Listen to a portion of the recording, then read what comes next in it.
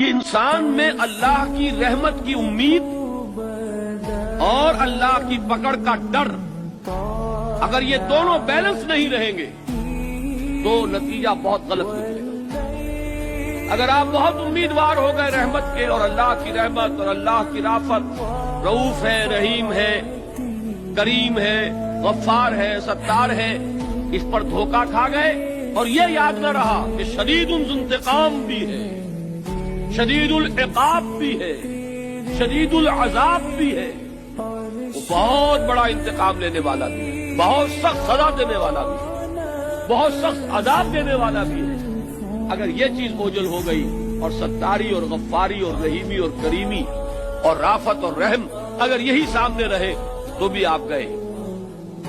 آپ کا طرز عمل غلط ہو جائے گا، گناہوں پر جرت ہو جائے گی، بے اعمالی کے باوجود نظر رہے گی رحمت پر اور طرز عمل غلط ہو جائے گا۔ دوسری طرف اگر وہ صرف اللہ تعالیٰ کی پکڑ اور خوف اور سزا اور یہی رہا صرف،